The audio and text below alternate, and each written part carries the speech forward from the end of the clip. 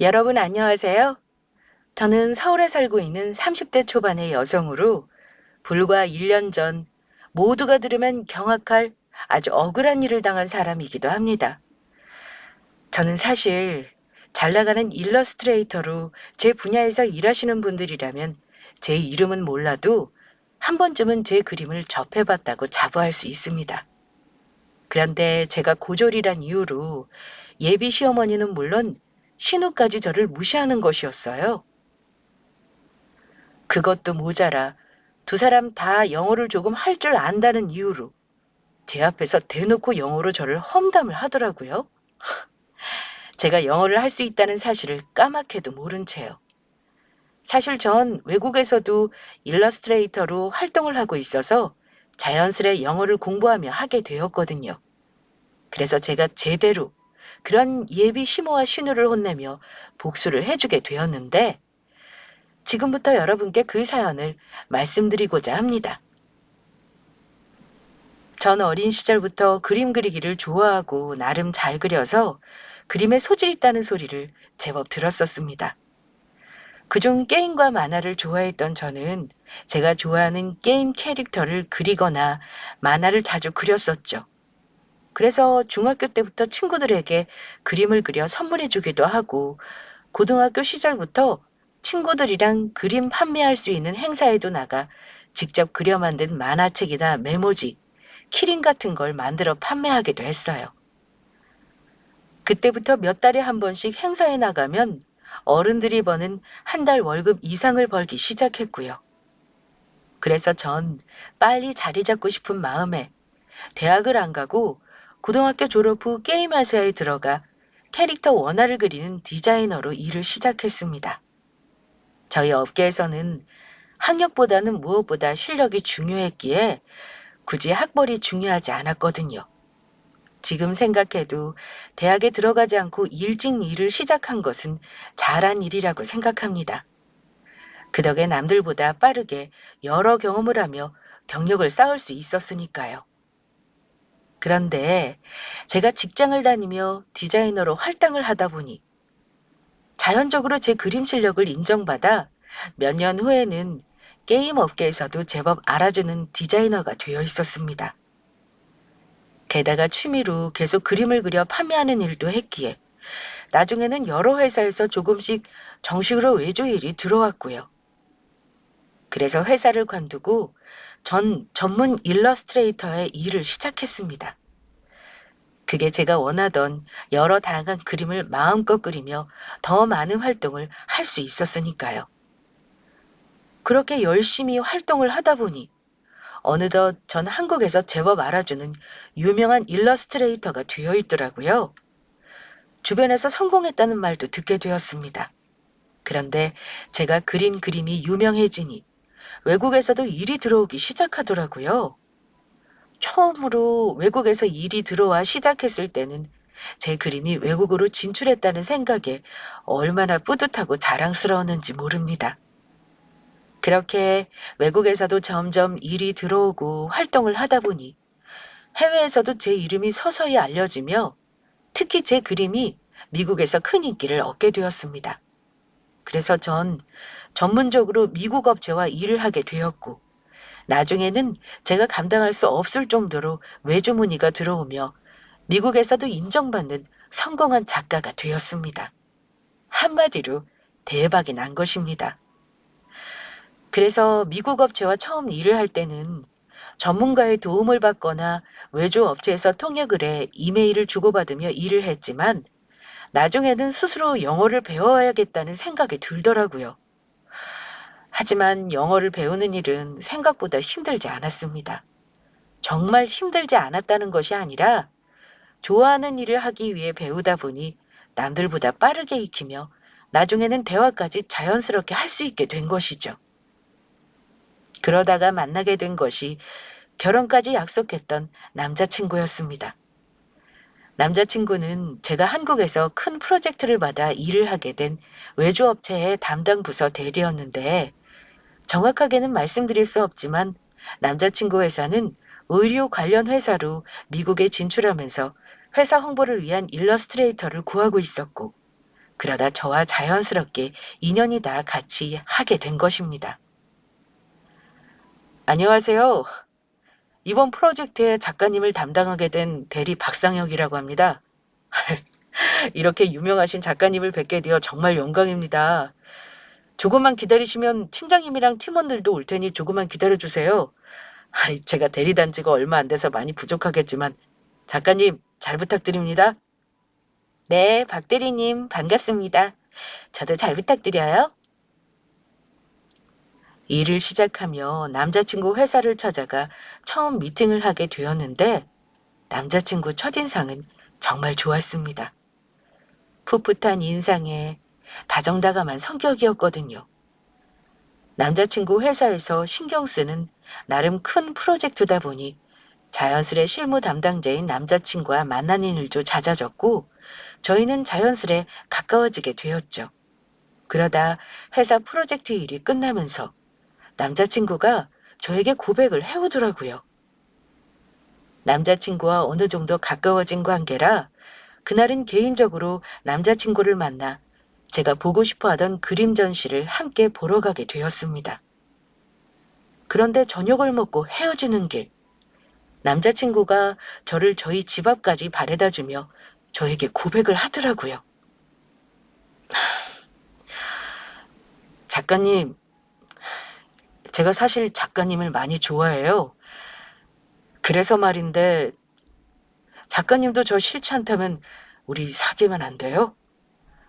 작가님은 유명하신 분이고 제가 작가님에 비해 부족한 사람이라는 건 알지만 작가님 놓치면 평생 후회할 것 같아서 이렇게 용기 내서 말씀드려요.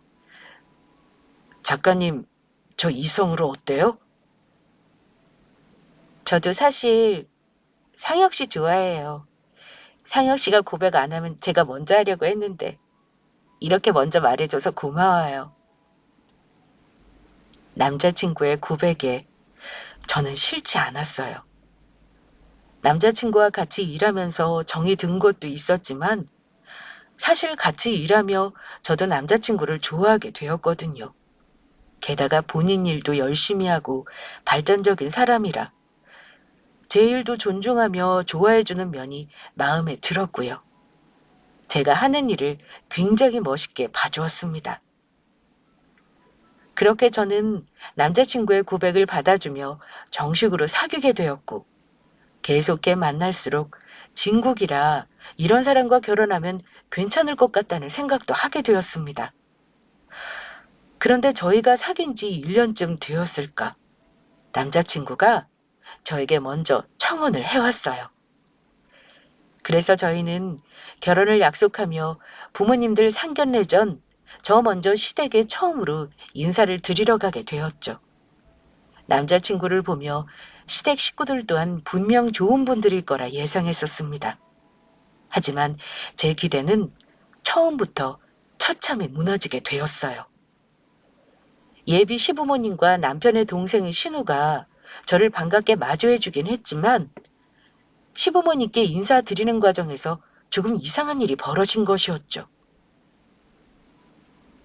상혁이가 아무리 내가 궁금하다고 해도 평소에 무뚝뚝하고 말을 잘 안 하는 녀석이라 세아가 네 이야기를 해줘야지 말이지. 내가 궁금해서 혼났다. 그래, 그래서 세아가는 무슨 일을 하니? 그림 그리는 일을 하고 있어요. 그 덕에 먹고 사는 데는 큰 문제 없고요. 뭐? 그림 그리는 일? 그림 그려서 몇 푼이나 번다고. 그림 그리는 화가들 보면 전부 가난하게 살던데 정말로 그걸로 먹고 살 수 있는 거야? 그럼 혹시 대학은 어디 나왔어? 내가 걱정이 돼서 그러는데 설마 대학까지 별로인 곳 나온 건 아니지? 제가 사실 그림 일을 일찍 시작해서 대학은 일부러 나오지 않았어요. 저희 쪽에서는 준비만 돼 있으면 굳이 대학교 나오지 않아도 되거든요. 그러면 지금 고등학교밖에 안 나왔다는 소리냐? 엄마, 고등학교만 나온 게 뭐가 어때서 그래? 요즘 누가 창피하게 그런 걸 따진다고. 미주 씨 앞에서 나 창피하게 하지 말라고.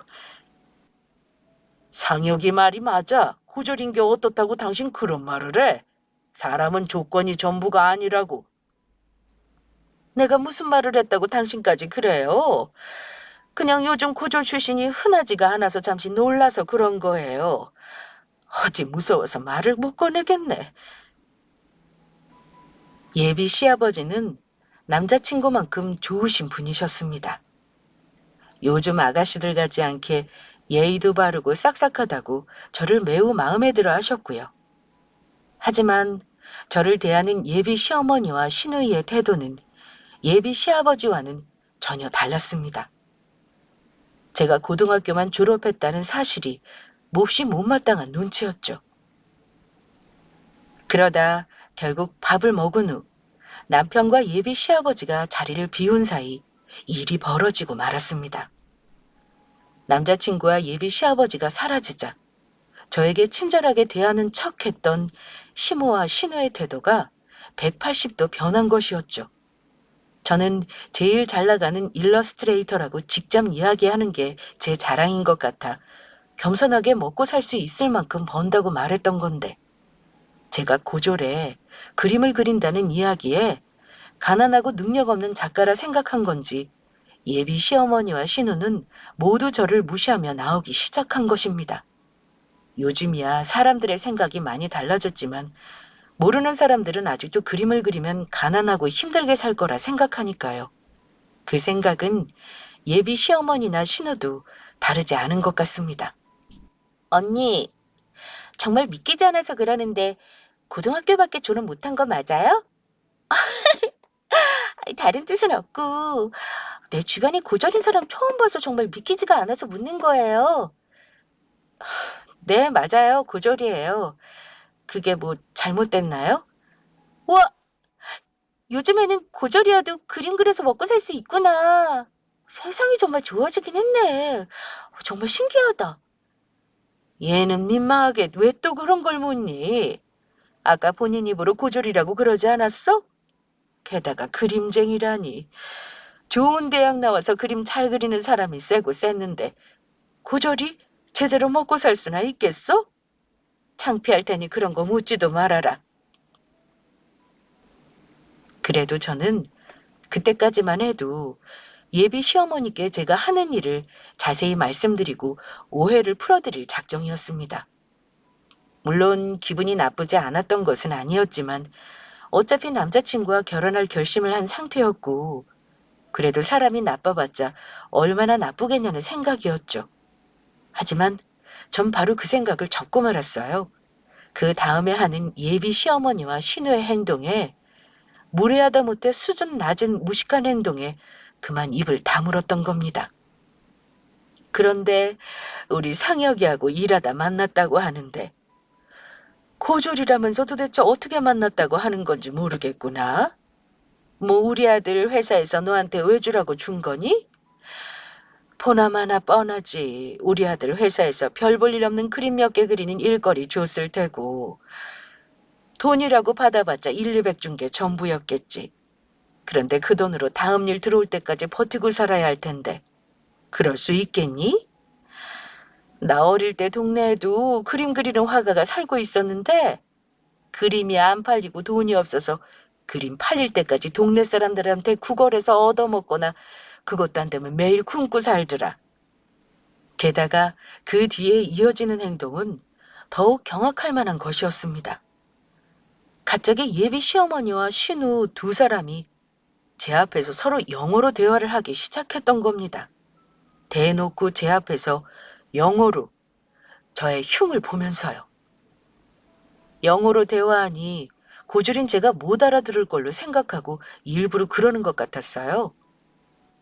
신우가 중학교 때부터 미국으로 조기 유학을 가면서 시어머니가 따라가 같이 살았다고 하더니 그래서 두 사람 다 영어를 할 수 있었던 것 같아요. 뭐야? 오빠 그러면 저런 거지를 우리 집에 데리고 온 거였어? 그것도 결혼할 사람으로?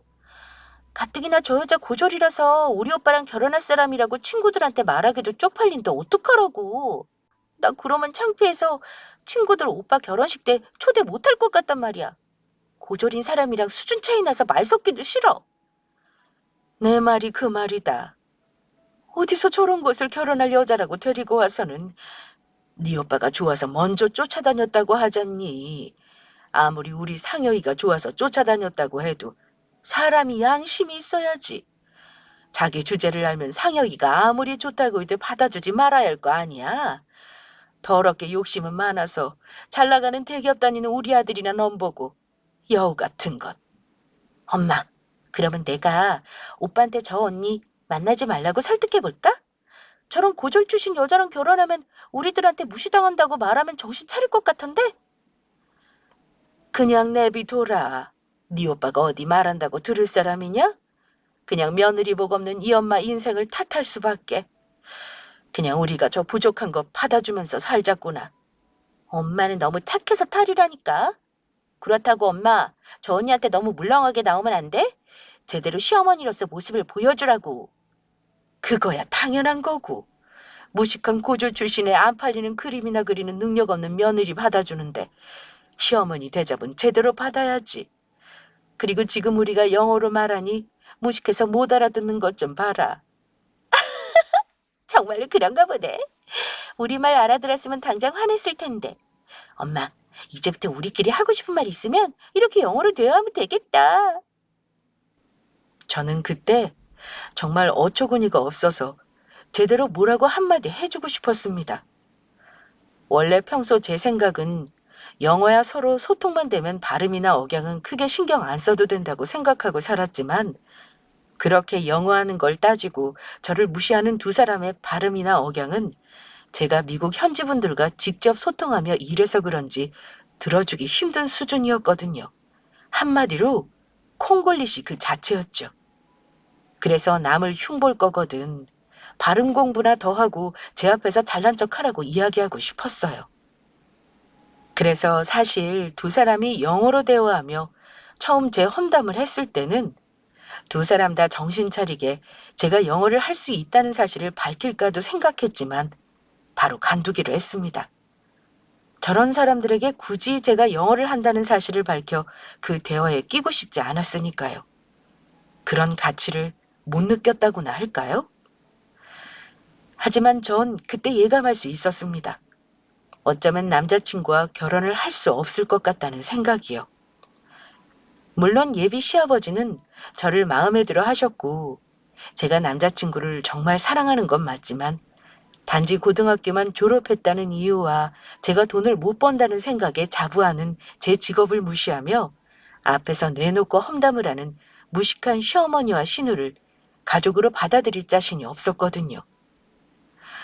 그래서 좀 더 고민해 볼 시간도 가질 겸 남자친구에게 개인적인 사정이 생겨서 그러니 저희 부모님 뵙는 것을 조금 미루자고 이야기를 하려고 했었습니다.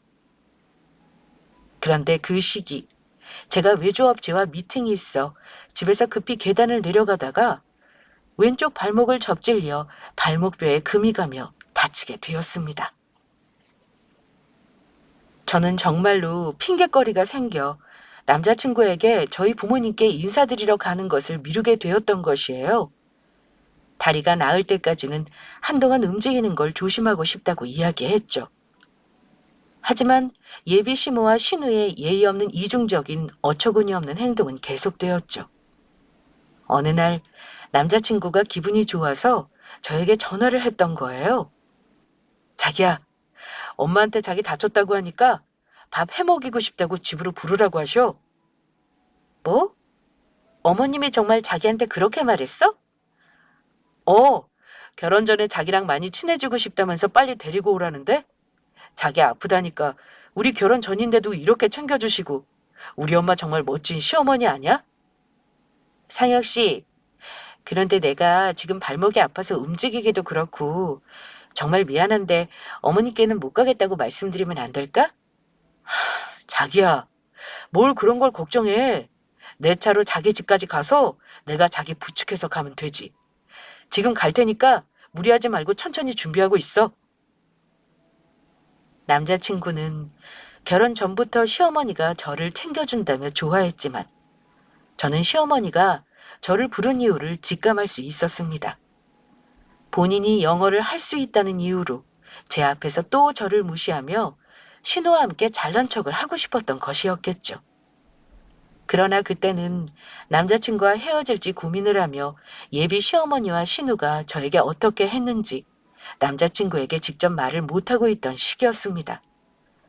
어차피 제가 남자친구와 헤어질지 결정을 하고 말해도 늦지 않은 상황이었으니까요. 그래서 남자친구의 부탁을 거절할 수 없었고 결국 남자친구의 도움을 받아 시댁에 가게 되었습니다.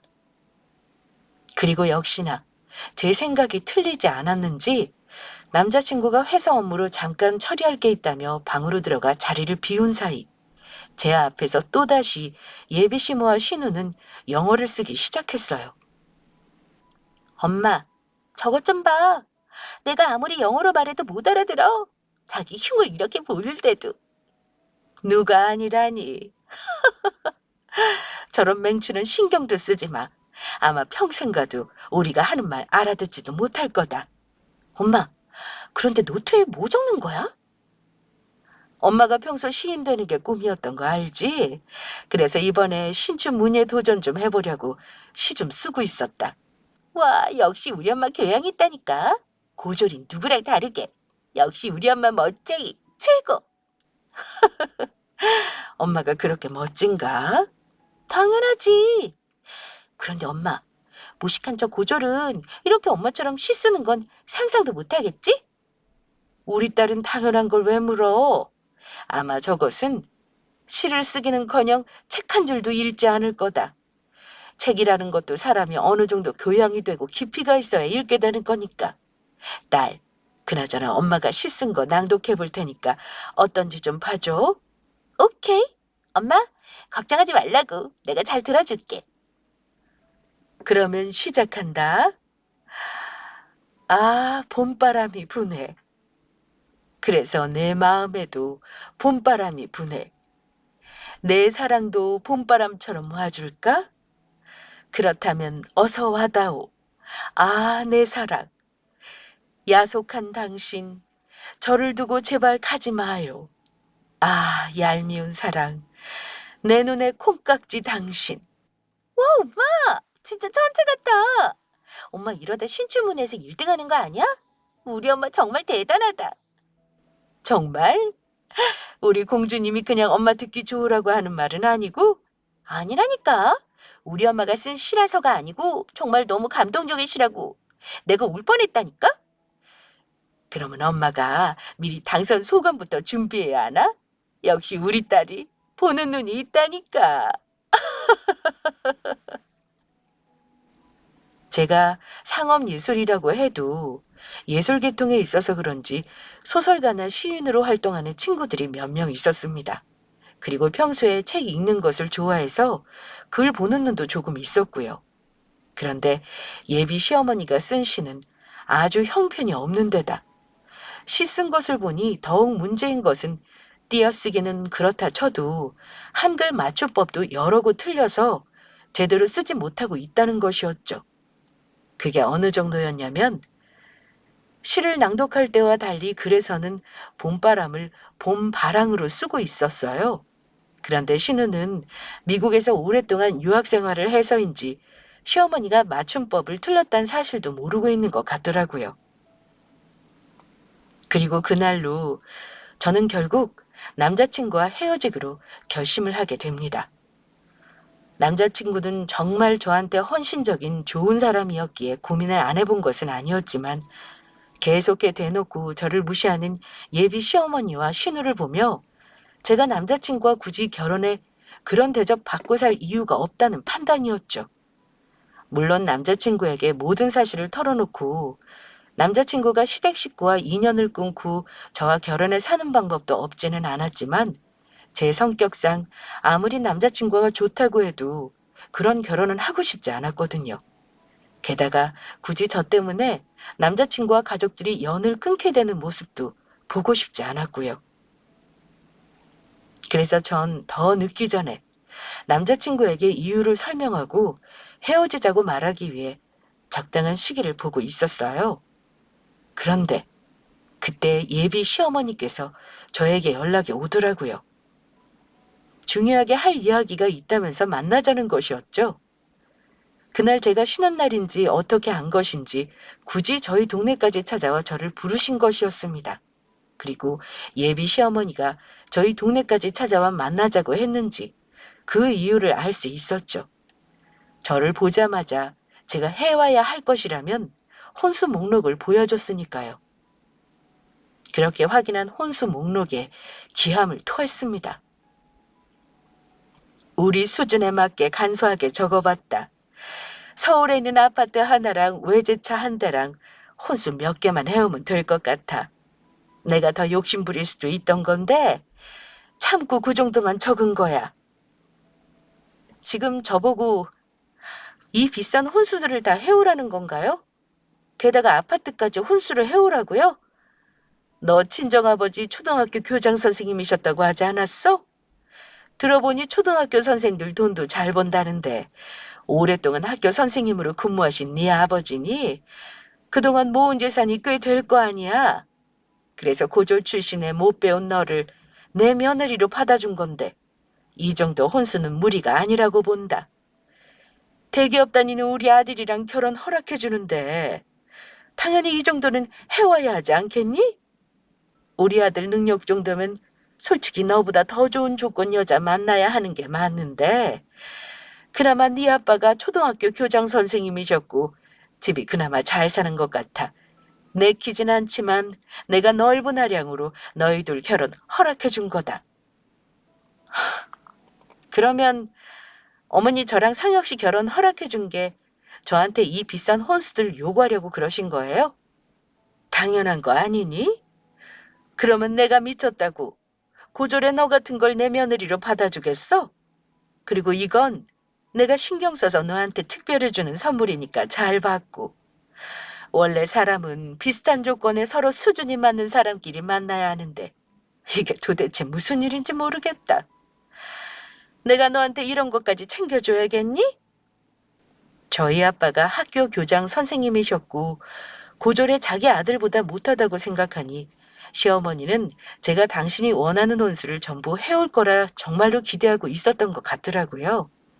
게다가 예비 시어머니의 말은 끝나기가 무섭게 저에게 선물이라며 내놓은 것은 아주 황당한 것이었죠. 요즘 유아들이나 배우는 ABCD 알파벳을 공부하는 유아학습지 책더미를 쇼핑백에서 꺼내 저에게 내밀었으니까요. 너 저번에 보니까 나랑 우리 딸이랑 영어로 대화하는 것도 못 알아듣는 것 같아서 영어 공부 좀 하라고 준비 좀 해왔다. 아무리 고졸이라도 뭐 영어 알파벳이야 다 알고 있겠지만 그래도 공부를 하려면 기초부터 튼튼히 해야 되지 않겠니? 설마 이런 거로 자존심 상해하는 건 아니지? 네가 고졸이라 잘 모르나 본데 배우는 데는 자존심 세우는 거 아니다. 알아야 할 기본적인 걸 모르는 게 더 창피한 거야. 그런데도 네 시어머니 말 듣기 싫으면 우리 아들이랑 헤어지든지 내가 너 같은 거 며느리 받아주기가 쉬워는 줄 알아?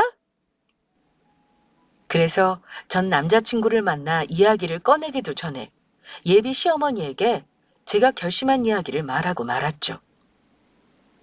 알겠습니다. 어머님께서 전 그렇게 원하시면 저 상혁 씨랑 헤어지도록 할게요. 뭐라고?